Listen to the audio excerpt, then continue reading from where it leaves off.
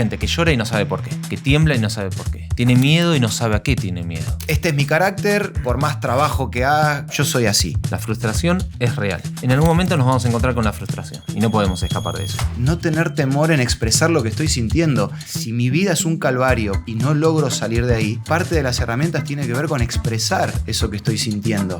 El prototipo de esto es el ataque de pánico. Hay una sensación de muerte en el ataque de pánico. No puedo respirar, aumento de frecuencia cardíaca, respiratoria. Una bomba de emociones sin sentido.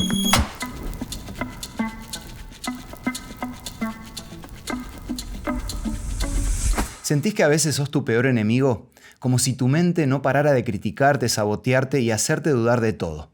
Nuestro cerebro genera más de 60.000 pensamientos por día y el 80% son negativos.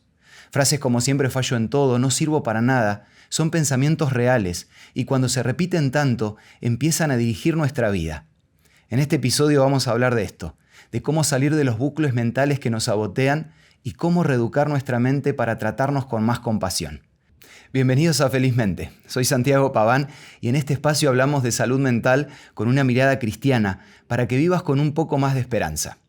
Hoy quiero contarte la historia de María. Ella vivía con la mente a mil cuestionándose todo. ¿Y si no lo amo de verdad? ¿Y si algo en mí está roto? Cada emoción la hacía dudar. Si no tenía ganas de hablar, pensaba que su relación estaba mal. Si se sentía apagada, creía que no servía para nada. No podía disfrutar. Su cabeza no paraba de buscar respuestas, de revisar todo 1000 veces. Y así la ansiedad empezó a controlar su vida y a desgastar su relación. Hasta que buscó ayuda. En terapia entendió que su mente no era el problema, sino cómo se aferraba a cada pensamiento. Aprendió a soltar el control y a convivir con la duda sin dejar que la defina. Hoy sigue en proceso, pero ya no necesita entender todo para poder vivir. Esta historia me lleva a pensar, ¿cuánto peso tiene un pensamiento repetido 1000 veces, aunque sepas que no es verdad? ¿Se puede vivir en paz cuando dentro tuyo todo es ruido y confusión?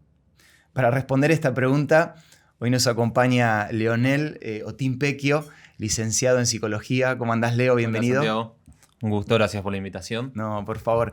Desde ya, gracias por acompañarnos para hablar sobre este tema tan importante que tiene que ver con esos pensamientos autodestructivos. Pero bueno, antes de meternos de lleno en algunas preguntas que quiero hacerte, comentame en qué estás trabajando. Te presenté como licenciado en psicología, pero actualmente, ¿qué estás haciendo? Actualmente me dedico a la psicología clínica. Uh-huh. Tengo de momento mi consultorio virtual con proyecto de tenerlo de manera presencial. Qué bueno, muy bien. De paso, haceme acordar que al final tal vez podemos aprovechar a mencionar tu número de teléfono por si alguien quiere conocerte o tener allí la consulta también. Leo, bueno, escuchamos la historia de María. Realmente, si bien es un caso particular, es una historia que se repite en la vida de muchas personas. Me imagino que lo habrás visto en consultorio también. Y la primera pregunta que quiero hacerte tiene que ver con que muchas veces lo que influye en nuestro bienestar no es tanto lo que nos pasa realmente, sino la manera en que nosotros interpretamos la realidad. Entonces la pregunta que quiero hacerte es cómo podemos empezar a reeducar nuestra mente para poder tener esa percepción de una manera equilibrada, ¿no? No sé si que se acerque un poco más a la verdad, pero sí que no sea tan destructiva para uno mismo. Bueno, acabas de mencionar distintas palabras claves que podríamos separarlas como para analizarlas en un breve tiempo. Dijiste primero realidad. Bueno, sí. Nos llevaría mucho tiempo explicar qué es la realidad, pero básicamente a la psicología lo que le interesa es la realidad psíquica. Uh-huh. Si bien reconocemos que existe una realidad objetiva, compartida, pero en realidad el foco está en la subjetividad, no tanto en la objetividad. Es decir, cómo afectan los sucesos de la realidad al individuo. Y el modo en cómo afecta es visto desde una percepción meramente singular. Entonces, un suceso de la realidad puede generar un conflicto psicoemocional a una persona y el mismo suceso puede incluso pasar desapercibido para otra. Claro. Entonces, no hablamos tanto de generalidades o de reglas universales, porque acá también se pone en juego los recursos con los que cuenta cada individuo. Y esos recursos uno los va desarrollando, muchos los aprende desde el contexto familiar, de las personas con las cuales uno se crió, se formó en las instituciones. Y bueno, empieza a enfrentar la vida y a las con distintas esas instituciones herramientas con lo que tiene, claro, con lo que tiene. Algunas personas, te diría las menos, se hacen preguntas introspectivas, digamos, de mirada interior, autoevaluativas, para decir, bueno, con esto que me pasa, ¿cómo puedo llevarlo a cabo? Con los recursos, o del modo, para hacerlo más sencillo, del modo en el cual yo venía tratando de enfrentar esto, solucionando. ¿Me sirve para esta situación nueva que se me presenta? Claro. La mayoría de las personas, después más adelante seguramente vamos a ver esto de la frase piloto automático, generalmente está desde este segundo lugar, ¿no? Automáticamente sigue su vida sin hacerse preguntas, una sola forma de operar en la realidad. A veces le funciona y otras veces no. Claro. Me gustó esto que decías. Creo que es clave para entender que somos todos diferentes, que vivimos en un mismo mundo, pero percibimos la realidad de manera diferente. Esto de que cada individuo interpreta la realidad con las herramientas que tiene. Muchas veces, Santiago, pasa que en una charla de amigos o incluso familiar uno escucha que alguien le dice, pero ¿cómo esto te va a poner mal? Claro. ¿Cómo vas a reaccionar de esa forma? Bueno, porque evidentemente hay una lectura, hay una percepción, hay una perspectiva de la realidad que es completamente distinta a la del otro sujeto. Claro. Claro, algo que por ahí a mí me afecta muchísimo, por esto que decías de las herramientas que yo tuve no sé, pienso en la infancia, pero en la vida en general, por ahí a vos ni te toca de cerca o es algo que no te afecta. Pienso en alguien que se emociona, por ejemplo, por alguna situación en particular y para otro no, o pasa como desapercibido. Hay que ver qué está viendo esa persona, ¿no? En esa Claro. situación que le genera esa emoción. Antes mencionabas, bueno, ¿se puede vivir en paz con estos pensamientos intrusivos? ¿Qué es la paz? Si nos podemos llegar a acercar a decir que la paz es como ese estado como de equilibrio o... No diría estado de plenitud porque eso sería como lo más cercano a la felicidad, ¿no? Porque viste que son conceptos muy abstractos que tratamos de conceptualizarlos, pero bueno, Freud decía, que fue un neurólogo y el padre del psicoanálisis, él decía que los conflictos psíquicos se generaban cuando los estímulos externos o también internos rompían con la homeostasis, con el equilibrio psíquico interno. Y eso en otras palabras, se podría decir que cuando eso que me sucede, que puede tener una fuente externa, una catástrofe natural, ejemplo, o algo interno, un estado de estrés descomunal como un burnout, rompe con los recursos que tenía para hacer frente. Cuando yo me quedo sin recursos, entonces entro en un estado de conflicto, entro en un estado que no es saludable psíquicamente hablando. Rompo con esa paz mental. Claro. Lo pienso desde el lado de la teología, sin descartar esto que acabamos de decir, pero es como que yo trato todo el tiempo de buscar la base o un fundamento en algo que me esté indicando cuál es la verdad. Y hablo de las bases justamente, porque por ahí, si bien acá están involucradas emociones, sentimientos, pensamientos, que es lo que estamos hablando, y cada situación particular va a afectar a las personas de manera diferente, automáticamente mi pensamiento desde la teología, desde la Biblia, es como que, Santi, hay esas verdades universales que vos mencionabas al principio, como aferrate de eso, porque es lo único que podés poner sobre la balanza a la hora de decir lo que estoy pensando es porque se me viene a la mente y es una cuestión mía personal o porque realmente es la verdad. Pero bueno, es súper profundo para hablar. Quizás podríamos diferenciar de los pensamientos intrusivos negativos como ocurrencias que todos podemos llegar a tener, fugaces, que perdí el colectivo y me echo la culpa. Claro. O que hoy me levanté y no tuve tiempo para maquillarme, por ejemplo, o me puse una remera que estaba arrugada y que después eso influye en la autoestima, en la autopercepción de la imagen. Entonces digo, uy, pero qué decisión mala que tomé. Y queda ahí, en esa decisión. Claro. Y otra cosa son los pensamientos que ya se tornan como un modus operandi. Claro. Una operación continua de la mente de tender hacia lo negativo. Bueno, eso, digamos, si nos enfocamos en esa segunda instancia, que es duradera y permanece en el tiempo, yo diría que sería más digna de análisis, ¿no? Porque ahí sí habría que escarbar y ver de dónde viene eso. Ahí es cuando termina dañando el hecho de prolongar ese pensamiento en el tiempo. Vos hablabas de verdades universales. Bueno, la gente que vive sumida en un pensamiento negativo, que no solamente es me va a ir mal, el pensamiento negativo tiene un montón de aristas, desde el propio cuerpo, los sentimientos, las emociones y la forma de entender el mundo como algo negativo. Sí, la mirada a futuro incluso también. Entonces esas verdades universales quedan teorizadas, no vividas. Claro. Entonces es difícil ese cambio de posicionamiento subjetivo. Es decir, deja de ser una teoría para empezar a hacerlo una práctica. Sí, o que produzca un cambio real en mi manera de actuar, digamos. Aprenderla con H en el medio, ¿no? Claro. Que tiene que ver con interiorizar eso que leo, que va más allá de una charla automotivacional. Claro.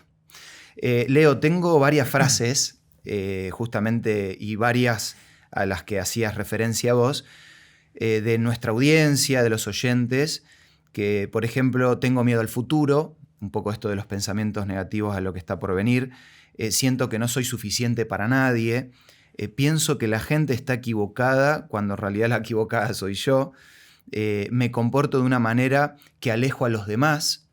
Creo que todas estas frases corresponden a esto que vos decías del segundo caso, Sí. de ya es una manera de pensamiento cotidiana, ¿no? Entonces, la pregunta que quiero hacerte, ¿es posible rastrear el origen de estos pensamientos? Y por otro lado, ¿cómo influye esa manera de pensar en este estado que decíamos de estar atrapado constantemente en los pensamientos negativos?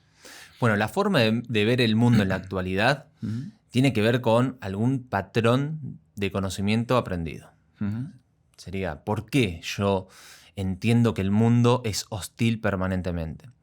Uno podría decir, bueno, en la realidad el mundo es hostil. Sí, es hostil, pero también encuentro momentos de satisfacción, momentos de disfrute, de descanso y de paz. No es 100% hostil. Claro. Por lo menos en el contexto en que la mayoría de nosotros vivimos, ¿no? Yo creo que es importante poder rastrear esto te diría, los orígenes de la constitución subjetiva. ¿Qué es la constitución subjetiva? Básicamente es cómo un individuo se va constituyendo, se va formando como un sujeto, a partir de la interacción con las personas y con el medio. Y ahí entra el juego desde que nace, desde que antes que nace, te diría. Okay. Porque uno es hablado, claro, exacto, sí. Uno es hablado, incluso es deseado desde antes, muchos desde antes de la concepción. Pero incluso en la concepción, en el vientre materno, claro, uno es hablado, acariciado, es deseado, es proyectado. Entonces desde ahí te diría. Pero si lo ponemos de un punto más imaginario, más físico, más visible, bueno, desde el momento del nacimiento, si querés. Entonces, esta interacción entre las principales figuras de apego, en el ideario, ¿a quién diríamos? Mamá y papá. Claro. Incluso en un contexto cristiano sabemos que no siempre se da que mamá y papá estén. Sí, sí. Entonces, en psicología se habla de función paterna y función materna, ¿no? Quien cumple con esa función.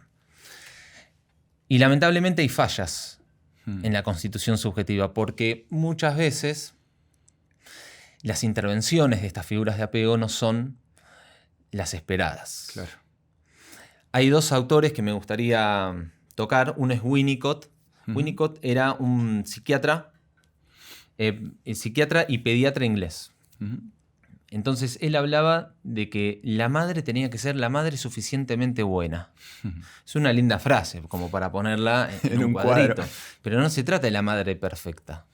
Lejos de eso se trata de la madre o la función materna, quien cumple con esa función, que le permite al hijo ir adquiriendo las distintas habilidades, capacidades y que vaya despegándose de ella paulatinamente hasta ganar Ese la sería el independencia. ideal. Sí, y que en un futuro logre la decisión exogámica, es decir, salir de la familia. Ujú.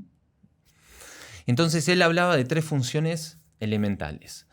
La del sostén, la de la manipulación y la de la presentación de objetos. ¿Qué sería esto? ¿Cómo es sostenido el niño?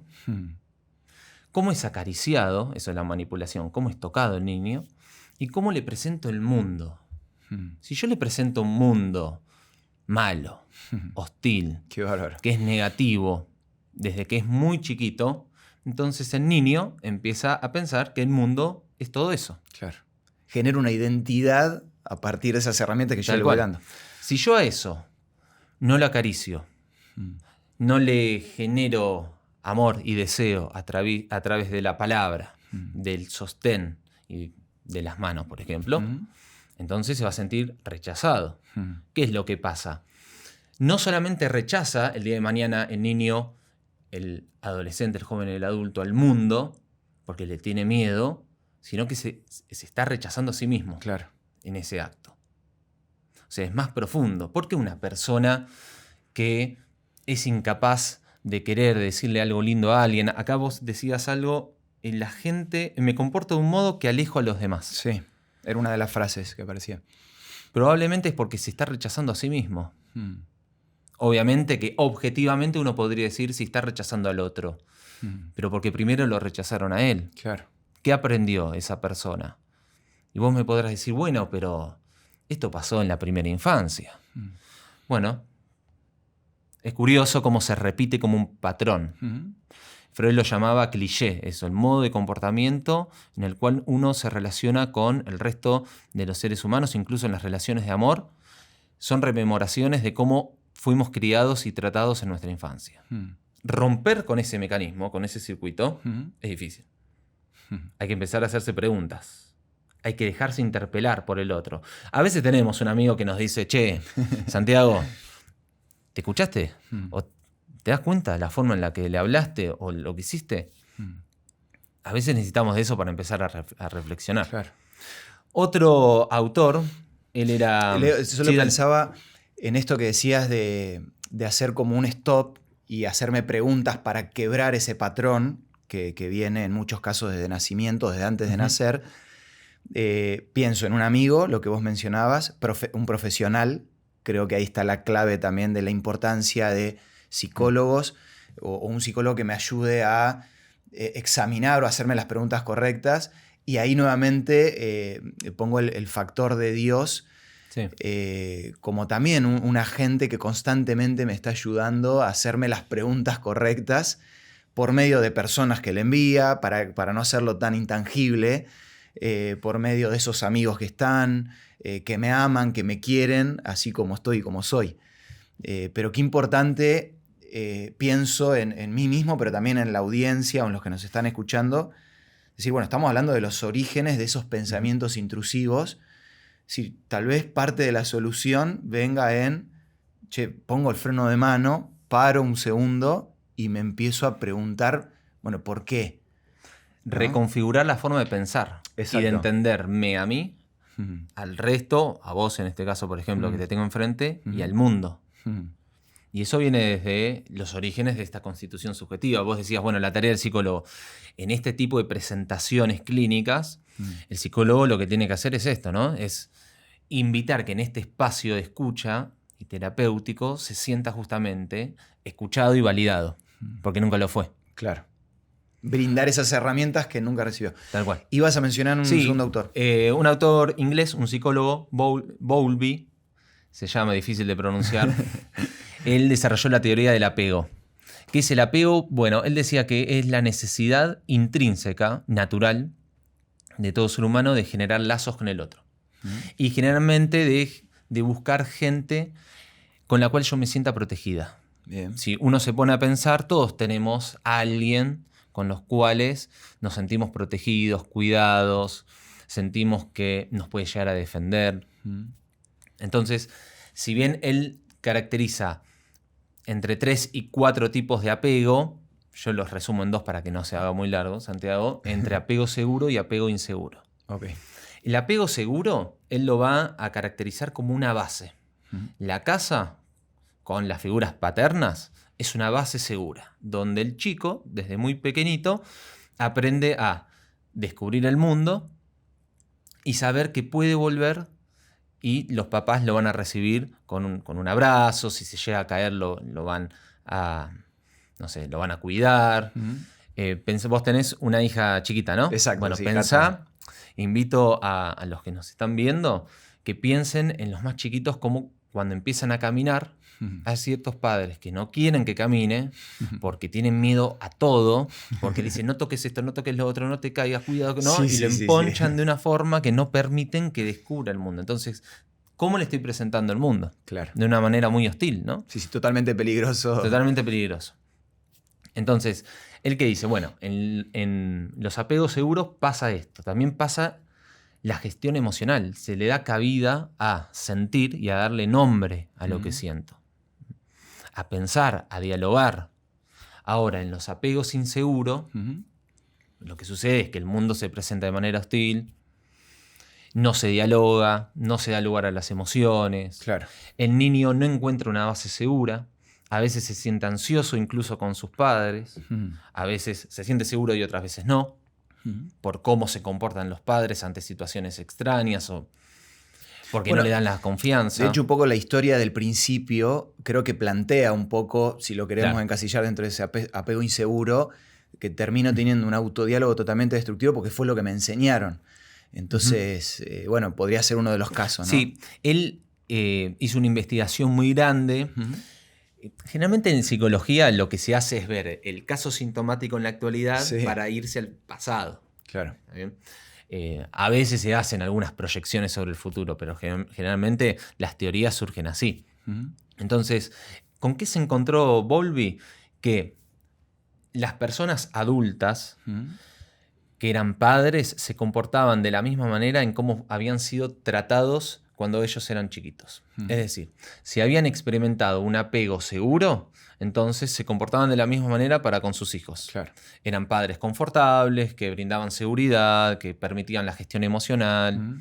Ahora, si ellos habían vivido de chiquitos en una infancia donde eran rechazados, donde no se les brindaba la seguridad, donde el mundo era algo intrusivo y malo, entonces cuando eran padres replicaban eso con sus hijos. Fíjate el patrón de comportamiento repetitivo. Cómo se repite si no está ese stop que vos mencionabas antes. Claro. El tema es que hacerse preguntas duele. Es escarbar en y porque donde porque las preguntas de ese tipo aplican hacia mi identidad, quién soy. Y hacia quienes me formaron. Claro. Y muchas veces yo tengo en un pedestal a esas personas y no me atrevo a cuestionarlos. Prefiero pagar con mi persona para mantenerlos en ese pedestal antes de correrlos, ¿no?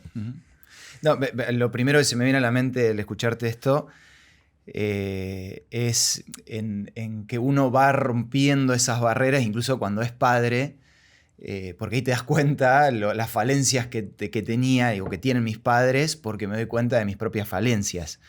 Pero déjame mencionar también, me gustó esto del apego seguro-inseguro, en esta imagen de volver al hogar. Es inevitable pensar en la historia del hijo pródigo.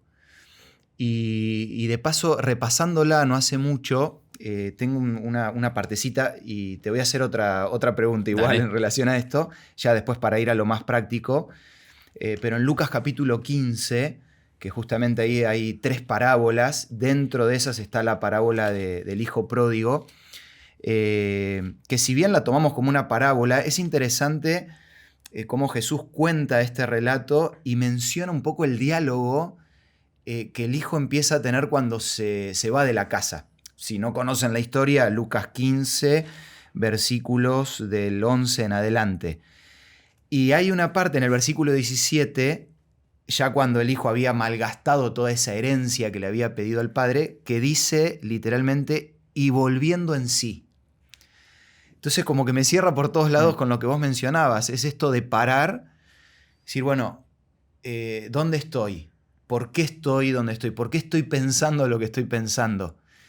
Y lo que me gusta del texto, porque plantea todo este panorama psicológico, y queda registrado cómo expresa, volvemos a decir que no deja de ser una parábola, pero por algo está escrito allí, él expresa cómo se siente, o cuáles eran esos pensamientos. Dice, ¿cuántos jornaleros en la casa de mi padre tienen abundancia de pan y yo aquí perezco de hambre? Me levantaré, iré a mi padre y le diré, Padre, he pecado contra el cielo y contra ti, ya no soy digno de ser llamado tu hijo. Pensamientos dolorosos, sin duda, que él estaba teniendo. Hazme como uno de tus jornaleros. Y es increíble, porque si hablamos de apego, esa imagen que se presenta en la parábola de Dios es un padre totalmente amoroso que me espera con los brazos abiertos. A pesar de mis errores, a pesar de mis pensamientos destructivos, a pesar de cómo yo perciba la realidad, porque de hecho él tenía una percepción del Padre que no era totalmente completa. Bueno, valga la redundancia, porque ¿no? Esto es muy interesante lo que decís, porque siempre hay una lectura que el otro hace sobre el mensaje. Claro. Un papá puede decir, pero yo fui claro, yo los eduqué a los dos igual. ¿No? Sí, hay dos hijos que están... Podemos suponer que ese padre, entendemos que es Dios, pero lo podemos encontrar acá en una charla de A3 y dice, no entiendo cómo reaccionó el menor de esta forma si yo a los dos los eduqué igual y el mayor está conmigo y nunca me hizo este planteo. Bueno, porque siempre la lectura es subjetiva, es singular. Claro, lo que y siempre hay una principio. decisión. Aunque sea el mismo mensaje, del otro lado puede ser leído de otra forma. Claro. Entonces, ¿a qué voy con esto? El hijo más chico creía que no podía recibir la restitución plena y volver a la categoría de hijo, sino que volvía a la categoría de siervo. Exacto. Perdonado, pero en un rango inferior. Sí. Que de hecho, que ahí es donde yo, y te interrumpo en esto, vuelvo a verlo a Dios constantemente intentando demostrarnos de manera individual a cada uno cómo debemos conocerlo para que Él siempre ocupe ese lugar del Padre con un apego seguro. Que tal vez a vos te lo va a mostrar de una manera, como Él ese hijo que le da todo estando dentro de la casa, y a mí me lo tiene que demostrar recibiéndome con un abrazo cuando todavía ni siquiera llegué a la casa. Eso es lo que a mí me da esperanza, incluso para romper esos patrones que hablábamos del principio. Porque la realidad, y vos lo mencionabas, creo que cuando uno empieza a escarbar en la vida de las personas que nos rodean, no me animo a hablar de porcentaje, pero tal vez la mayoría puede reconocer que tal vez no recibió la mejor crianza de todas. Desde esto que hablábamos, bueno, y tal vez, no sé, nunca tuve un padre que me abrazó cuando lo necesitaba, bueno, cosas puntuales, ¿no? Que siempre va a haber una demanda. Sí. Por cómo somos los seres humanos, de hecho. Pero a lo que iba es esto, es como que Dios constantemente suple esa necesidad que tenemos todos los seres humanos, que vos también describías, y Dios la suple no solo desde el lado de un concepto, sino en la vida cotidiana. Ahí es donde yo creo que veo la esperanza o la luz, vuelvo a decir, desde el lado bíblico, teológico. Es como que Dios tratando de sanar todos esos reclamos, la falta de abrazos, de cariño, de mimos, de una crianza totalmente defectuosa, porque nosotros los padres criamos a nuestros hijos con nuestros propios defectos, como vos los decías, ¿no? Pero bueno, me encanta la historia. Pienso un poquito más, hablando un poquito más de esta parábola en relación al apego y a lo que, bueno, Winnicott también decía, es que si bien la lectura de esa enunciación fue errónea del hijo menor, esa base segura de alguna manera era evidente y objetiva y él logra recorrer a la misma.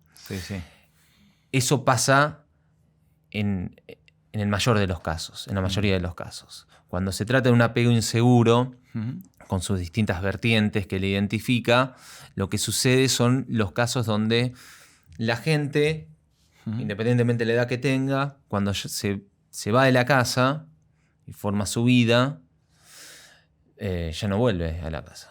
o vuelve de manera obligada, o la ve solamente en ciertas celebraciones familiares, determinadas épocas del año, vuelve por obligación, ¿no? Claro. Porque no es un lugar seguro, no es un lugar cómodo. Claro. Como una vez más esta parábola nos describe el hecho del trato que Dios tiene con nosotros. Hablabas un poco del origen, que era básicamente, bueno, nos citabas a dos autores. No sé si mencionaste 3 o 2 autores que ibas a mencionar. 2. Ah, perfecto. 2. Y ahora por ahí yendo específicamente a las herramientas, teniendo en cuenta todo esto que venías desarrollando, podríamos decir que toda emoción deriva en un pensamiento. Pueden ser estos pensamientos intrusivos que hablábamos. Entonces, ¿cómo puedo o qué herramientas puedo poner en acción antes de que esos pensamientos se vuelvan pensamientos destructivos? No sé, llegar a una depresión, a una ansiedad, un estado de ansiedad. Vos lo hablabas como un pensamiento prolongado en el tiempo, ¿no? Sí, ¿cómo puedo hacer para cortar, tal vez antes de que esos pensamientos lleguen a ser pensamientos destructivos? ¿Qué herramientas puedo poner en acción? Bueno, es una pregunta compleja porque a veces uno cree que en la psicología se habla en términos de recetas para hacer, no sé, una torta. Sí, sí.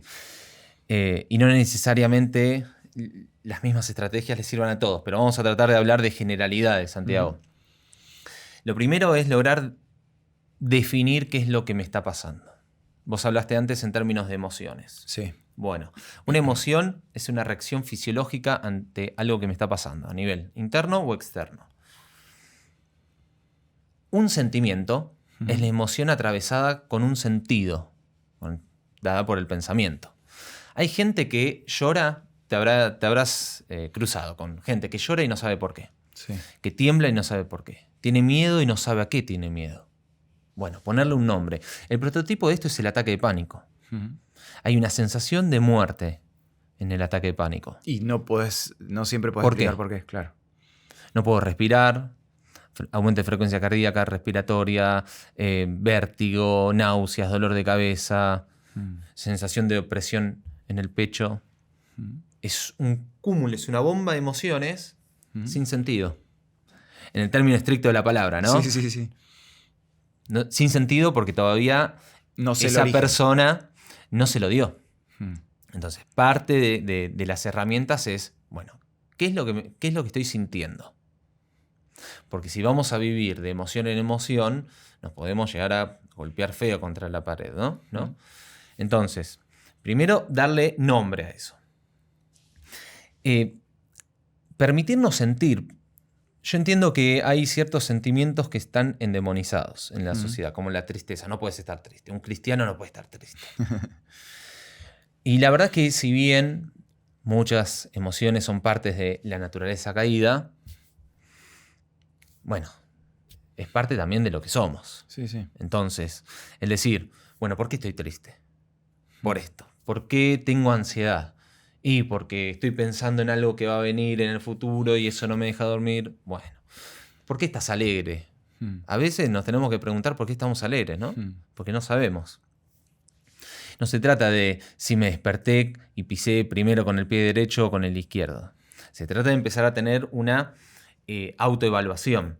Y en esta cuestión, y ahora sí lo retomamos, de las personas que viven en presente continuo, en el aquí y ahora, y que nunca se hacen una pregunta. ¿Qué es hacerse una pregunta? Es decir, bueno, ¿por qué actúo como actúo? ¿Por qué hablo de la manera en la que hablo? ¿Por qué utilizo este vocabulario? ¿Por qué voy a los lugares que suelo ir y me pasa esto? ¿Por qué me rodeo de determinada gente que sé que no me hace bien o que sé que me hace bien y no me doy cuenta? Entonces, empezar a hacerse preguntas. A veces esas preguntas pueden doler en el sentido de que me interpelan. Claro, lo decías antes, sí. Y que tengo que tomar una decisión con respecto a eso. Me tengo que responsabilizar de eso que siento y de esos pensamientos que uno dice, son míos, pero al mismo tiempo los vivo como algo ajeno. Eso se lo llama extraterritorial. Ujú. Son propios y al mismo tiempo no. Bueno, pero ¿dónde están? Y están en vos, están en tu mente. Bueno, hay que hacerse cargo de eso. Claro. Después vamos a hablar del tema de culpa y responsabilidad. Pero no es desde un sentido culposo, sino desde ¿qué hacemos con esto ahora? Empecemos a darle un nombre a esto que me pasa. Y a rastrear. Rastrear no para culpar a mamá y papá, porque se equivocaron, porque seguramente se equivocaron, sino para entender de dónde viene esto. Entendiendo, voy a poder decir, bueno, está bien, no tuve una crianza o... ¿Sabes qué? A veces es simplemente una mirada de invalidez. Una mirada que no fue confortante. O una simple situación en la vida simple que te pudo haber dejado una marca y que eso te se fue inhibió agrandando en el futuro y vos te creaste y te identificaste algo erróneo. Poder desmontar eso. Así que a priori te diría eso. Está bueno. Después vamos a abordar otras. Mira, te parece. tengo un texto que seguramente seguro lo escuchaste, pero en relación a esto que estamos hablando, que es un poco también como herramienta de patrón de cambio de pensamiento, que es el poder trabajar en sustituir. No es simplemente sustituir un pensamiento negativo por uno positivo, porque se trata de algo más de fondo, lo que, como vos bien explicabas, pero sí empezar a hacer un trabajo de, después de hacerme las preguntas, después de preguntarme el por qué, empezar a cambiar los patrones de pensamiento. Y ahí aparece Pablo con Filipenses capítulo 4, versículo 8, que dice, por último, hermanos, todo lo que es verdadero, todo lo honorable, todo lo justo, todo lo puro, todo lo amable, todo lo digno de admiración, en esto pensad. Creo que parte de la solución viene dentro de ese proceso, el hecho de no solo centrarme o enfocarme en esos pensamientos que me terminan destruyendo, sino abrir un poco el panorama. Incluso vos lo decías también al principio, porque dentro de la catástrofe en la que alguien puede estar viviendo, siempre vamos a encontrar algo bueno en lo que pensar. Vuelvo al ejemplo del hijo pródigo.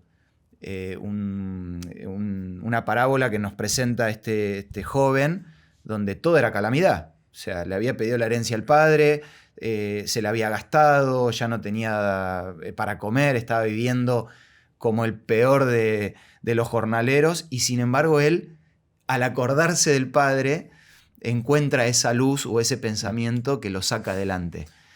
También lo veo como parte del proceso, ¿no? Bueno, Freud tenía como parte del objetivo de la clínica el hacer consciente lo inconsciente. Okay. Mucho de nuestra vida tiene que ver con operaciones inconscientes, ¿no? Claro. Nosotros no estamos pensando todo el tiempo en lo hacemos de manera automática. Incluso mucho, bueno, él lo llamaba la psicopatología de la vida cotidiana. ¿Qué cosa? Al chiste, no al chiste prefigurado, sino al chiste instantáneo, a los olvidos, a las lagunas, a los lapsus, a los fallidos. Algo tienen que decir, incluso a los sueños, algo tienen que decir desde la vía del inconsciente. Entonces él tenía como ese objetivo. En la clínica tratamos de vencer las resistencias que nos impiden acceder al inconsciente, y eso inconsciente hacerlo consciente y encontrar ese sentido, ¿no? Muy bueno. De por qué me pasa lo que me pasa. Claro. Lacan, que es como su sucesor, que fue un psiquiatra francés, él decía, bueno, no basta solamente esto, sino que el sujeto, está bien, hizo consciente lo inconsciente, pero sigue agarrado a un significante. Está identificado, puede ser un objeto de desecho. El yo soy una basura. A eso iba, ¿no? Sí. Yo soy esto. Y está bien, ya sé que me comporto así porque mis papás esto, o porque me comporto así, porque cierta vez viví esto. Claro.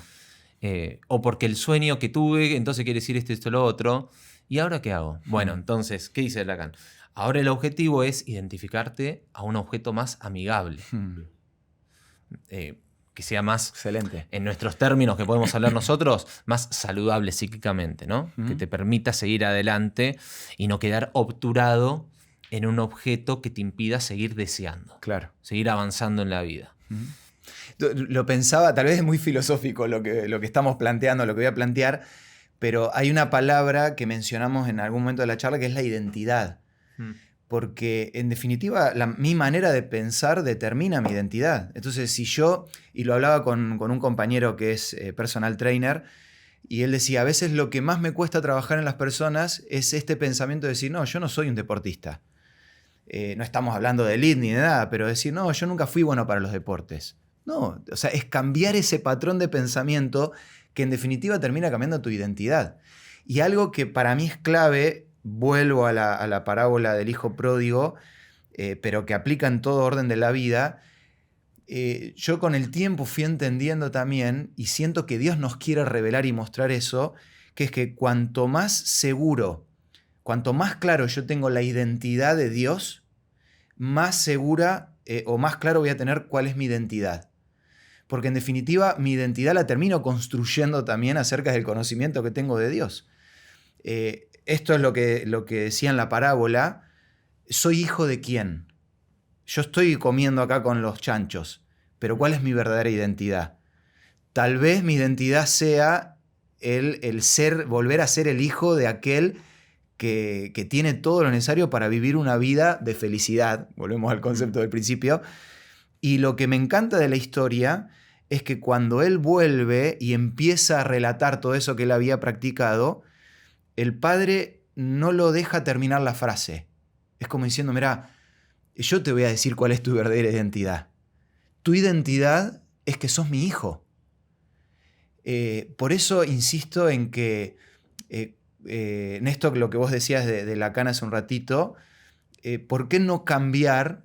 Hablabas del, ¿cómo era el sujeto significante? Era lo que mencionabas. De identificarse un significante, ¿no? Exacto, tener ese una palabra, digámoslo así. Es como decir, bueno, que tu significante sea quién sos para Dios. Ser hijo de Dios. Exacto. Bueno, esto lo vamos a ver quizás en el próximo capítulo, me adelanto, pero la identidad, Santiago, siempre depende de la mirada del otro, de lo que el otro me sanciona. Mira. Porque en principio el yo es otro. Eso, si querés, lo desarrollamos en el próximo capítulo. Lo dejamos Dale. ahí para que la gente sintonice se quede el próximo. con ganas. Sí. Leo, bueno, vamos por el primer bloque recién y mucho para desarrollar, pero metiéndonos en el centro del capítulo de hoy, quiero que hablemos un poco acerca de las barreras mentales o de esos pensamientos automáticos que solemos tener. También siempre me gusta traer a la mesa frases de nuestros oyentes que también nos pasan a nosotros, ¿no? El no siempre, yo siempre fui así, soy de mal carácter y punto, no voy a cambiar. Es como que pienso que este es mi carácter y por más trabajo que pueda hacer, por más herramientas que tenga, yo soy así. Son esas paredes invisibles a veces que nosotros nos ponemos.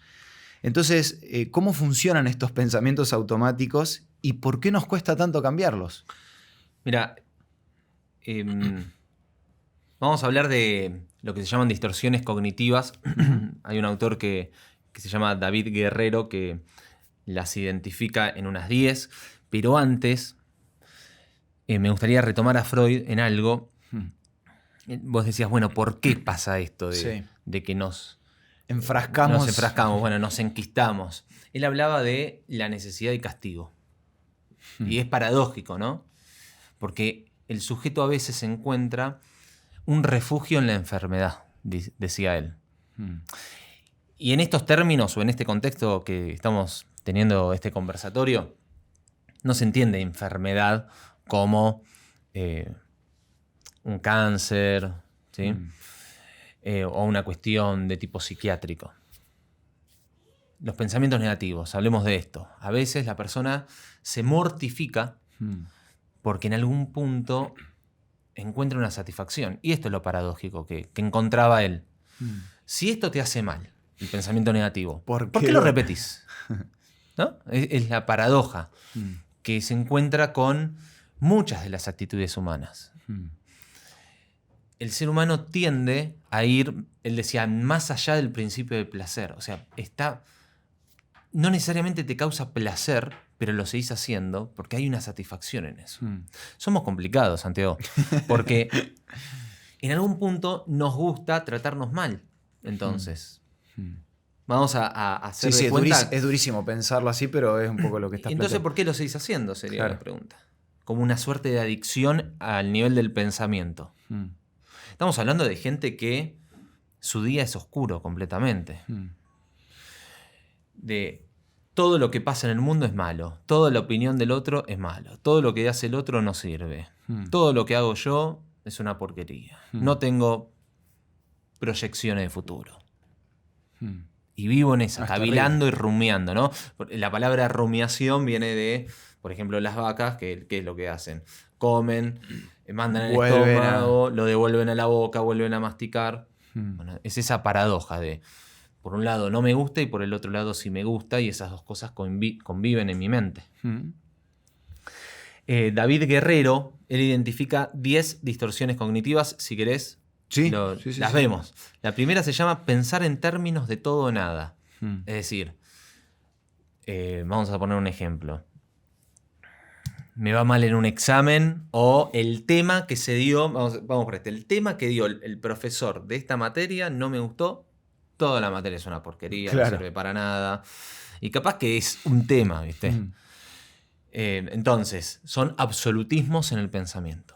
Todo es malo. Y uno diría, ¿todo es malo? ¿Realmente? Claro. Y no. Incluso vos decías antes, incluso dentro de la catástrofe. Bueno, la catástrofe, ¿todo es malo? Sobregeneralizar. Siempre me va a salir así. Nunca voy a conseguir nada. Porque en la primera que fallé ya generalizo para todo. Para todo. Entonces, si hoy fracasé en una entrevista laboral, ¿para qué voy a seguir yendo a entrevistas laborales si voy a fracasar? De alguna manera compramos lo que se llama profecía autocumplida. Si yo no estudio para el examen porque sé que me va a ir mal, viene ese día, desapruebo, ¿qué voy a decir? Y viste, me fue mal. Y bueno, por eso se llama profecía autocumplida. Yo mismo hago todo para que lo que digo se cumpla.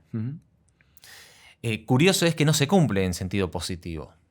Esto generalmente, las profecías autocumplidas surgen ante pensamientos negativos. Claro. Y no tanto ante cosas positivas. Bueno, magnificar. De lo chiquito pasamos a lo mucho, ¿no? Y esto a veces en las relaciones de pareja se suele ver, ¿no? Y bueno, si ya no cocina, no es la mujer para mí, ¿no? O si él, en vez de hacer 3 veces por semana ejercicio físico, hace 2, no. Esta semana no hice nada. No, ya está, nos tenemos que separar porque ya sé que vos ya te veo de acá cuando tengas 50 años, Santiago, con artrosis. Entonces, ¿no? Magnificar absolutamente todo. Etiquetar. Yo te hablaba de un muro, pero hay un montón de muros para, ¿viste? para superar. Por eso está bueno el trabajo que hizo este autor de identificarlos. Etiquetar, que tiene que ver con esta identificación al significante. Un significante, por ejemplo, que puede ser objeto de desecho, yo soy un bueno para nada. Claro. O ¿quién me va a querer a mí si yo soy feo? Ese también es un pensamiento negativo. Y siempre los refranes populares tienen mucho de teología y psicología. Siempre hay un roto para un descosido, ¿no? Siempre.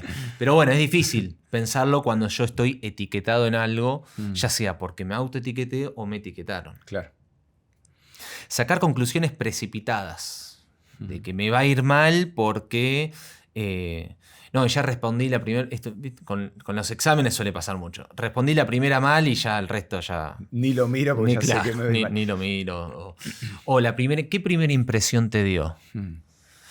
Y no me gustó. Yo creo que no va a funcionar. Y capaz que magnifico o estoy sacando justamente una conclusión precipitada sobre una situación. Culparse y personalizar. Esto seguramente es por mi culpa. Esto está sucediendo porque no me levanté temprano, porque yo le dije tal cosa, mirá lo que hizo. Capaz que la otra persona tomó una decisión por otros motivos, no necesariamente por lo que vos le dijiste. Un amigo psicólogo jugando al fútbol, yo ya no juego al fútbol ahora, pero era mucho de... Nos hacían un gol y yo por ahí estaba en la otra punta de la cancha. No, culpa mía, ¿no?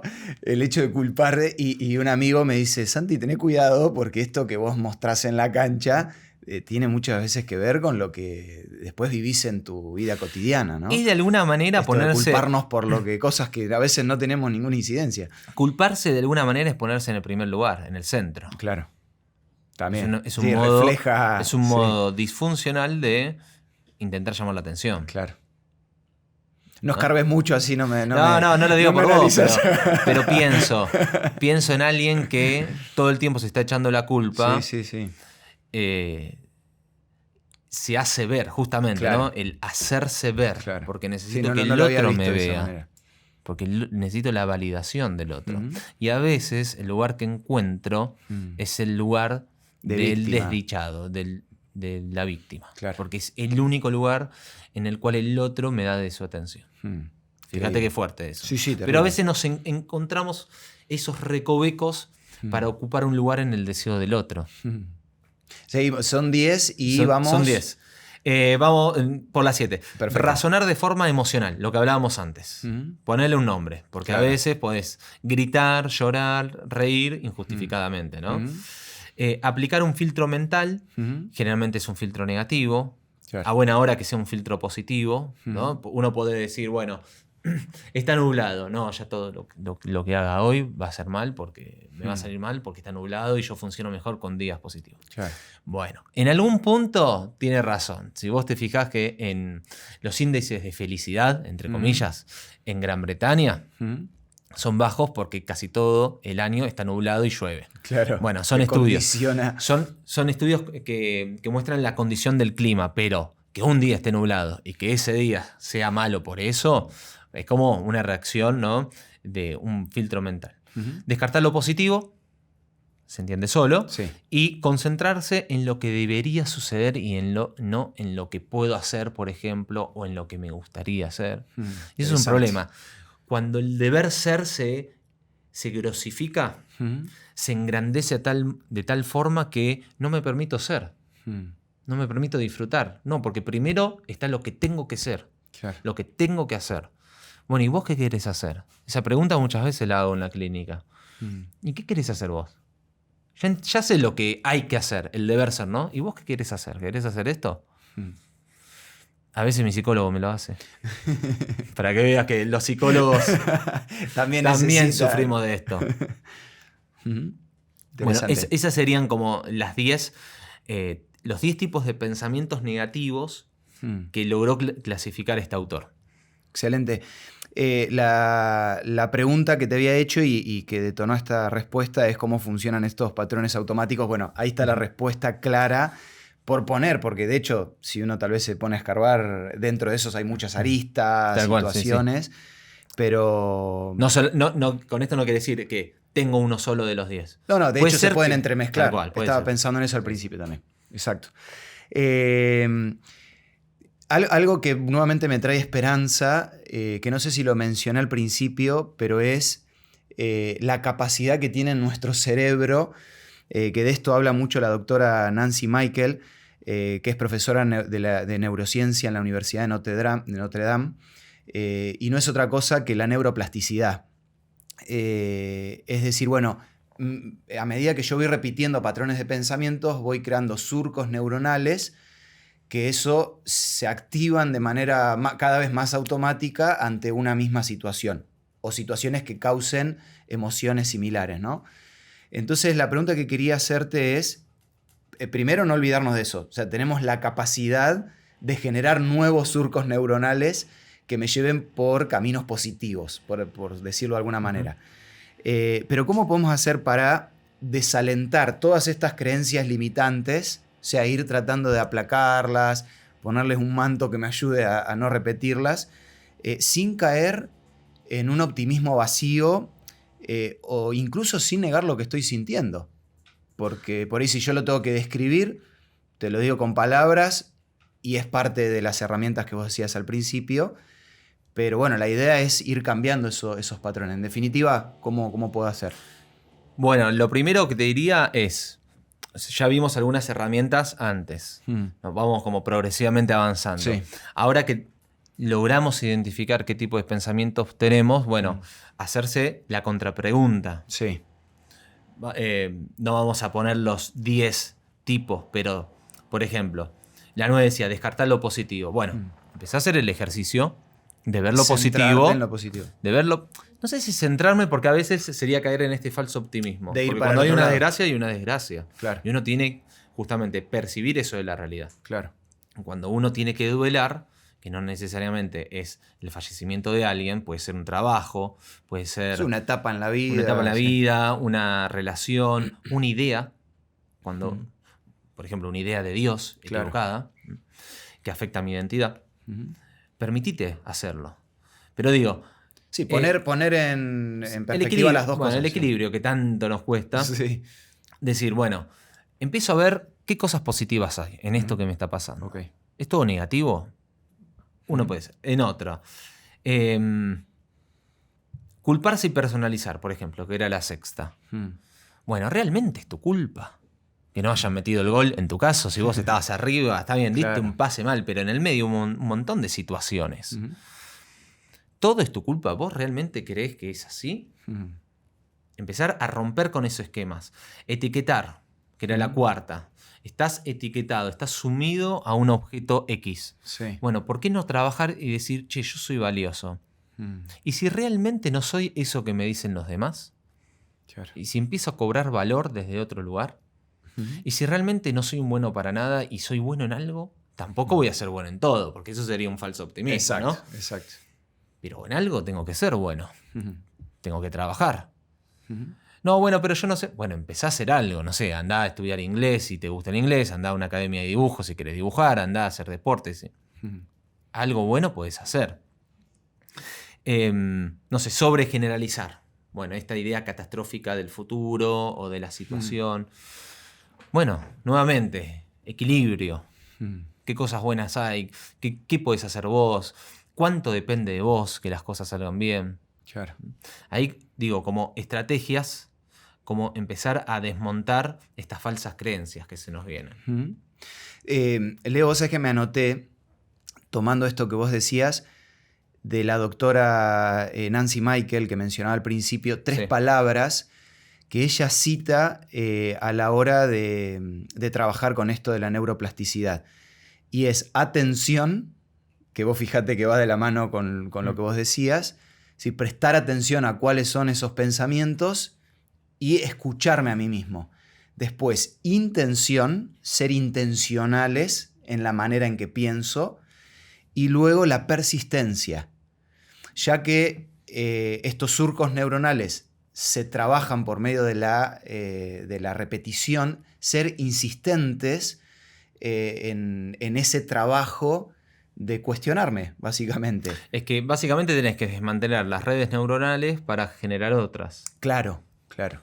Por eso me gustaron mucho tomar estas 3 palabras en conjunto con lo que vos decías. Atención, intención y persistencia. Siempre, y ella lo menciona, sin perder de vista la identidad que quiero llegar a tener, que en definitiva, bueno, es la esencia, ¿no? ¿Algo más ibas a mencionar en cuanto a los patrones de estos 10 darlos vuelta? Claro, sí. Después, en términos de estrategias, si seguimos por esta línea, entender que la frustración es real, Santiago. Y no podemos escapar de eso. En algún momento... Aceptarla. En algún momento nos vamos a encontrar con la frustración.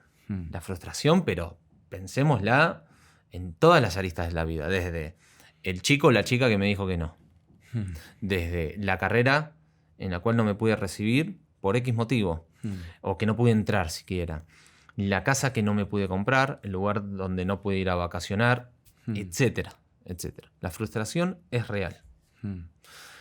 Freud decía que había tres fuentes de penar. La hiperpotencia de la naturaleza, lo hemos visto, por ejemplo, en la catástrofe de Bahía Blanca, que causa un penar. La otra, me olvidé, perdón. No, tranquilo. La hiperpotencia de la naturaleza, la fragilidad de nuestro cuerpo, que tiene que ver con problemas de enfermedades. salud, sí. Y la tercera es las relaciones interpersonales. Para vos, ¿cuál sería la que mayor penar genera?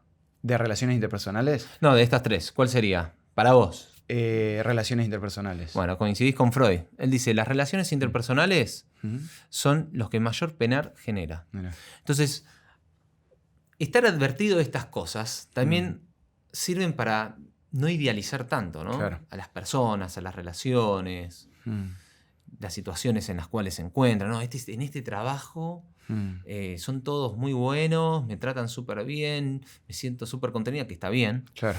Pero cuidado. Ojo, porque el día de mañana que alguien te conteste mal o que te llamen la atención, que no se te venga el mundo encima. Uno tiene que estar advertido. Entonces, la frustración es real. El asunto es con qué recursos cuento para hacer frente a esta frustración, ¿no?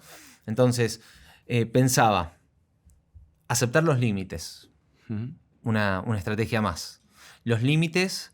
Dame un ejemplo en relación a eso. Los límites, ya sea internos como externos. El límite interno es, estoy sobrepasado, estoy muy estresado, tengo que aprender a desistir. Es un límite que mi propio cuerpo me está poniendo. No estoy con la cabeza para emprender este nuevo proyecto. Claro. Es aceptar la frustración, ¿no? Esa frustración que es real y aprender a vivir con eso. Claro. Del lado externo puede ser que me despidan del trabajo, una relación que se quiebra, viene desde afuera. Claro. ¿No? Y aprender a sobrellevar eso. Ahora, queda la pregunta, ¿qué puedo hacer para revertir? Porque siempre hay me puedo mover, ¿no? Como, ¿qué cintura tenés, como se dice, como para tratar de evitar eso o mejorar eso? A veces se puede, otras veces no. Otra de las estrategias es buscar la raíz, que es algo de esto ya hemos estado hablando. Sí, el preguntarnos y demás. Modular los pensamientos. Yo me escribí algunos. No soy el peor en lo que hago. Puedo equivocarme, pero no todo el tiempo. En algo no me voy a equivocar, claro. ¿No? Pero todo el tiempo. Puedo mejorar. Puedo aprender de mis errores. Hoy tengo más preguntas que respuestas. Y eso me puede decir, ¿pero eso es bueno? Muchas veces sí, ¿eh? Aceptarlo también. Claro, tener más preguntas que respuestas. Porque a veces, precipitadamente, encuentro una respuesta que me cierra, pero no es la indicada, no es la de la realidad objetiva. Claro. Y me termino haciendo caso a una respuesta que no me hace bien. Hacerme de redes sociales que me potencien como individuo. No hablo necesariamente de las redes sociales del dispositivo, ¿no? Sí, sino de relaciones interpersonales, básicamente. Claro, el tipo de vinculación que pueda tener real, que me construyan como ser humano, como cristiano, uno podría decir. Bueno, esas son algunas. Tengo otras, pero no sé cómo estamos con el tiempo. Estamos ahí justo, pero la dejamos para otro momento. Le quería sumar que tiempo hay, ¿eh? Lo que pasa es que tengo varias preguntas más para hacerte. Dale. Pero pensaba también como parte de herramienta desde el lado de la teología. Cuando hablo de teología siempre me refiero a Dios. ¿Desde dónde decido construir? Porque si yo necesito herramientas para terminar con esos pensamientos intrusivos, decir, cuando yo tomo ejemplos bíblicos, ¿desde dónde construyó Dios? Pienso en un Jesús seleccionándolo a Pedro. La Biblia nos declara o nos muestra cómo era Pedro en su carácter, un hombre impulsivo, era tosco en ciertos momentos, tenía sus miedos, sus dudas como todos los tenemos, pero así todo cuando Dios lo llama por medio de Jesús, o Jesús lo llama directamente, es como que Jesús decide construir sin dejar de lado sus defectos, pero Jesús ve su potencial. Y cómo él, a pesar de sus defectos, puede terminar haciendo su voluntad y ser una clave, una personalidad estratégica en el plan que él tenía. Ejemplos hay muchísimos. El mismo Moisés. Moisés se describe al mismo, apenas Dios le hace el llamado, enseguida tira su currículum en cuanto a los defectos que él tenía. Y sin embargo, decir, ¿desde dónde decido construir? ¿Desde mi diálogo negativo o ser equilibrado, ser realista? Si lo que estoy pensando es realmente una limitación real o es un pensamiento que yo tengo de mí mismo. Está muy bueno eso que decís, la limitación. Esto que se refiere a la frustración, ¿no? ¿Es una frustración real, realmente? Claro. ¿O es algo autoimpuesto? Exacto. ¿Es una creencia fundada? Y a eso siento que cuando yo me acerco a Dios, en el proceso práctico de empiezo a orar, empiezo a conocerlo por medio de la Biblia, vos mencionabas las redes sociales, empiezo a relacionarme con personas que están en un ámbito cristiano, saludable siempre, por supuesto. Es como que siento que se empiezan a caer esos pensamientos irreales que tal vez tengo de mí mismo que no tienen nada que ver con lo que es mi verdadera identidad. Por decir, no soy bueno para esto. Y por ahí hablo con alguien que me rodea y me dice, no, mirá, Santi, yo veo un potencial en vos. Y tal vez yo mismo me puse la limitación por estos pensamientos que repito y repito. Cuanto más me acerco a Dios, creo que esa barrera de pensamientos irreales a limitaciones reales es como que finalmente se unen. Sí, bueno, esta es mi limitación, lo reconozco, pero gracias a que ahora me tomo de la mano de Dios, puedo lograrlo porque en mi debilidad es donde se desarrolla el poder de Dios, ¿no? En definitiva, cerrando un poco el concepto. Bueno, Leo, vamos a la última parte del podcast. Y es centrarnos en reeducar la mente. Porque la esperanza y la buena noticia es que podemos cambiar esos pensamientos, como hablamos un poco de la neuroplasticidad, que gracias a Dios fuimos creados con esa capacidad. Pero vuelvo a mencionarte algunas frases que suelen surgir de nuestra audiencia. Me frustro por cualquier cosa, uso el celular para evadir lo que siento. ¿Por qué planteo estas frases? Porque decir, bueno, ahora tengo que poner en práctica esas herramientas, pero a la hora de poner en práctica me encuentro con estas realidades, ¿no? Me frustro enseguida que intento cambiar. Cuando intento cambiar, en definitiva, agarro el celular y trato de distraerme para no encontrarme con la realidad. Me siento mal porque vivo procrastinando. Si sé lo que tengo que hacer, pero lo voy a hacer mañana y ese mañana nunca llega. En definitiva, la pregunta es cómo podemos reeducar nuestra mente para responder de una forma sana a eso que hablábamos de la frustración y los desafíos que tenemos en la vida. Bueno, mucho de esto, o sea, como respuesta a esta pregunta, lo venimos mencionando, sí, ¿no? Si uno después, la virtud que tiene el video en YouTube se o en la plataforma que uno puede recapitular dentro del video, me llama la atención estas frases tienen que ver con no escucharse a uno mismo. ¿Qué pasa que no puedo estar solo 10 minutos? Me encuentro con la realidad. ¿Por qué no puedo escuchar mis pensamientos? ¿Qué tipo de diálogo interno tengo? ¿Por qué tengo la necesidad de hacer ruido todo el tiempo? Y hacer ruido puede ser desde cargarme de actividades a estar siempre rodeado de personas, estar escuchando cosas desde música, series, televisión, lo que sea, o estar scrolleando en las redes sociales. Eso es hacer ruido mental. Claro.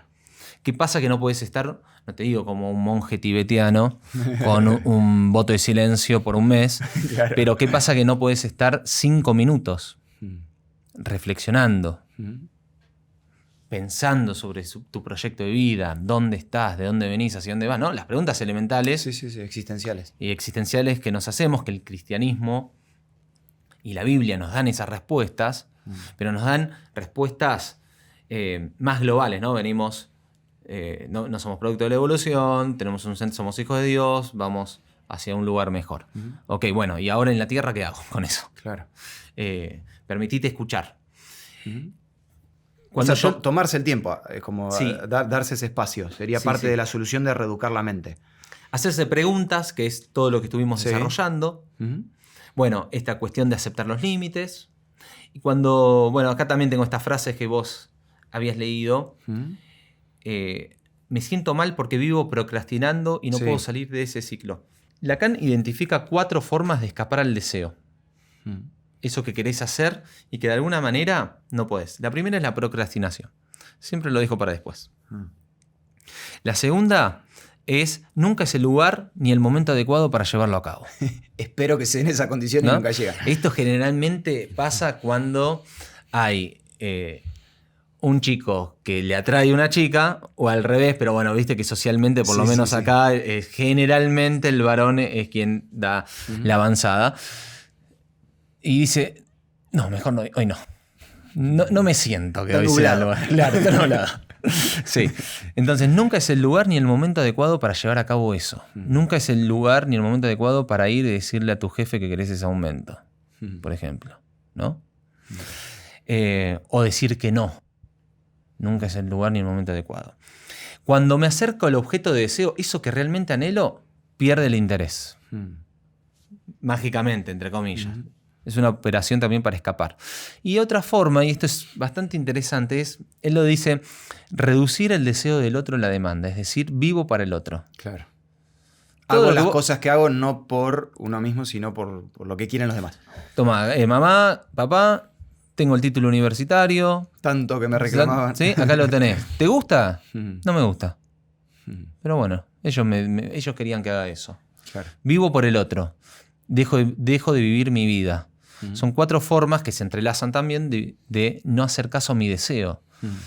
Y eso también frustra, genera pensamientos negativos, Claro. porque el hecho de procrastinar, ¿qué pensamiento vas a tener? Y nunca logro aquello que quiero. Mm. Bueno, la pregunta es, ¿qué estás haciendo para eso? Claro. Si nunca es el lugar ni el momento adecuado, soy un cobarde, Mm. soy un bueno para nada, no me arriesgo. Bueno, ¿cuándo empezás a tomar decisiones? Sería. Si siempre haces lo que el otro te pide, ¿cuándo vas a hacer las cosas que a vos te gustan? Mm. Y con esto, cuando hablo de hacer lo que dice tu deseo, no necesariamente hablo de... El deseo desenfrenado. Claro, ese deseo lujurioso. Claro. ¿Está bien? Bueno, y cuando me acerco a ese objeto de deseo que tanto quiero, de repente pierdo el interés. Como ir a ese lugar, lo pongo en un ejemplo vago, quiero irme de vacaciones y cuando llego a la playa, ¿viste? Ya no...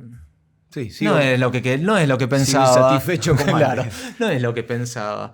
Entonces, bueno, ¿qué es lo que pasa que nada te satisface? ¿No? Empezar a hacerse preguntas sobre ese modo de actuar.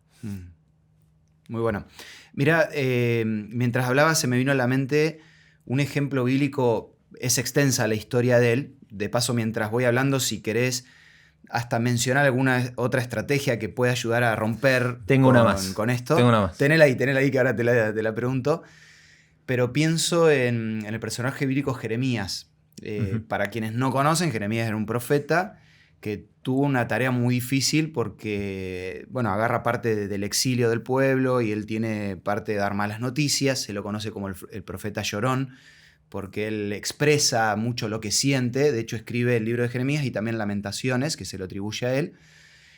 Pero me parece interesante porque él desde el principio, si uno lee Jeremías capítulo 1, que es donde allí se registra el llamado de Dios, lo primero que sale de su boca, que es muy famosa la expresión, dicho sea de paso, el llamado lo recibe desde muy joven, y lo primero que él dice... ay de mí, Señor Jehová, he aquí, no sé hablar porque soy niño. Lo primero que sale de su boca es esto, ¿no? Como las excusas, bueno, no voy a lograr a llevar adelante la tarea que me estás pidiendo. Pero dentro del proceso que él tiene, que comienza con estas palabras y después Dios hace un trabajo minucioso con él, que tiene que ver con estas herramientas también que vos mencionabas, nos encontramos ahora un Jeremías que cambia su manera de pensar por medio de ese proceso que Dios hizo en su vida. Por ejemplo, leo en el libro de Lamentaciones, lo tengo acá, después lo pueden leer, capítulo 3, versículos 6 al 17, es una exposición excelente de lo que sentía Jeremías en ese momento.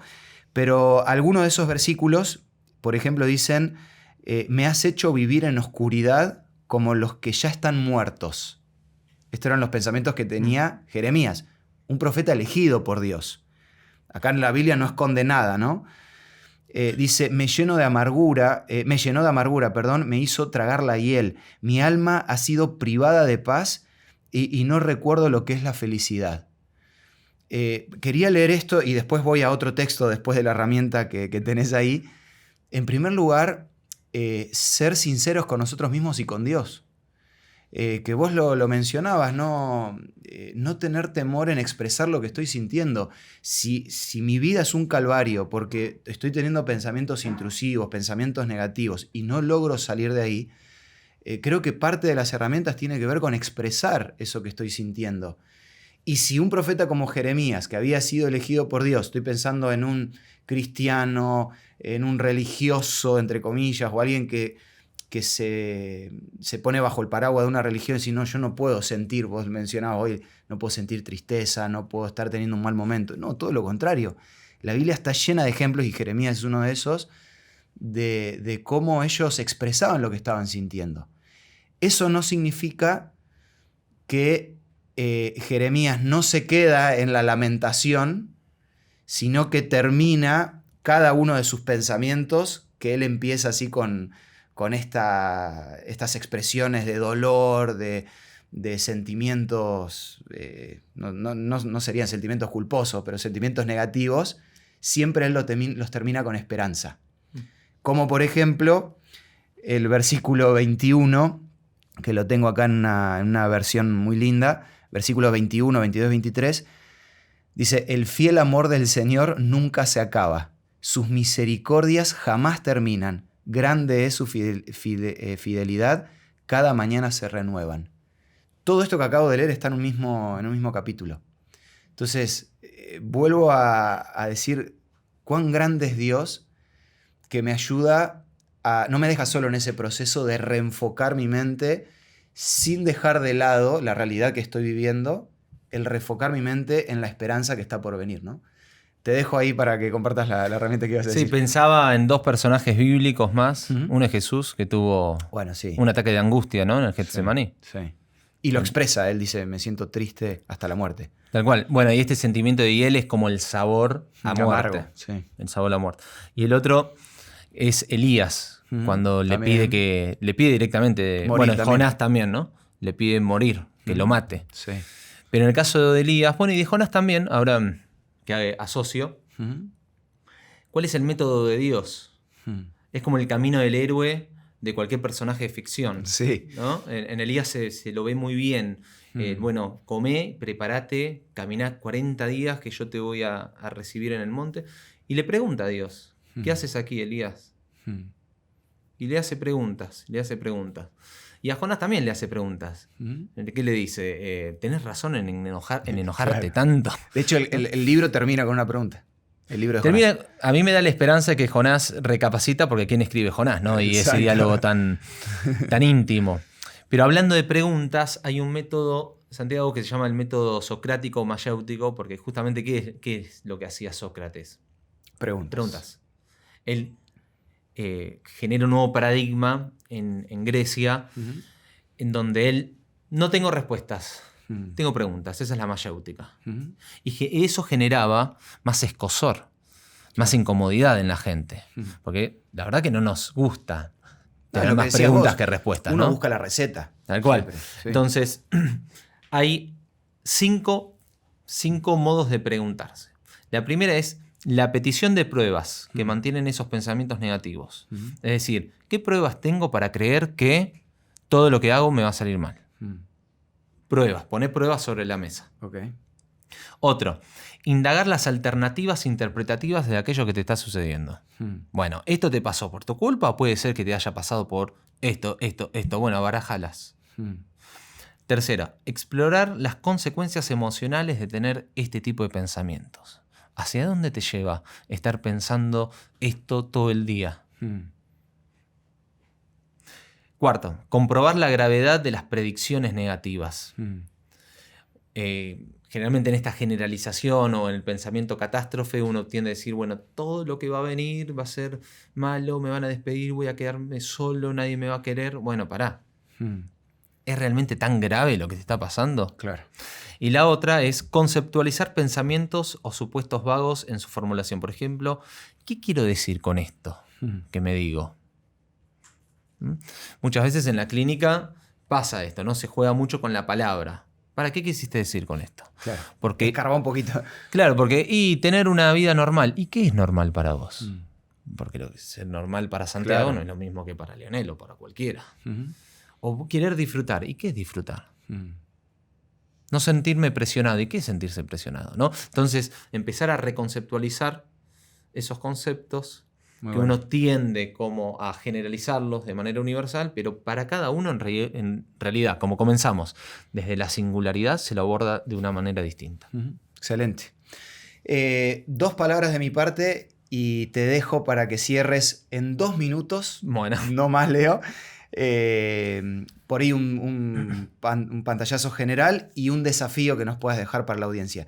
De mi parte, solo mencionar, yo arrancaba, que lo entrábamos o lo pusimos en diálogo, el hecho de buscar esas verdades universales más allá de situaciones particulares o de pensamientos que tenga ante diferentes situaciones. Y me preguntaba, haciendo un poco el repaso de las preguntas que te iba a hacer, ¿qué es la verdad? Y la Biblia lo deja muy claro que es la verdad. Hay varias cosas que la Biblia menciona que es la verdad. Por ejemplo, la misma Biblia dice que la Biblia es la verdad. La misma Biblia dice que Jesús es la verdad. Entonces, tal vez parte del ejercicio para ir sanando esos pensamientos negativos es aferrarme cada vez más a Dios con las verdades que Él me presenta para ir acallando esas voces que me destruyen, sin negar lo que siento, sin dejar de ponerle nombre, sin dejar de trabajarlo, pero aferrándome a la verdad de que Dios me ama, que Dios me recibe con los brazos abiertos y que Él me presenta un futuro súper esperanzador, que no es otra cosa que esas promesas que Él nos hace de que finalmente va a venir a buscarnos, ¿no? Más allá de cómo sean nuestros pensamientos, si yo estoy dispuesto a acercarme a Él, Él va a transformar mi vida. Leo, te dejo para que hagas un pantallazo general y nos dejes el desafío y cerramos. Bueno, de lo que estuvimos hablando en resumidas cuentas, me parece muy importante valorar nuestro pasado, resignificarlo, volver a darle un sentido. Me encanta esa palabra. Poder abordar mis sentimientos, mis pensamientos desde otro lugar. ¿No? Como desafío, ¿qué alternativas tengo para pensar esto que estoy pensando? ¿Hay otro modo de pensarlo?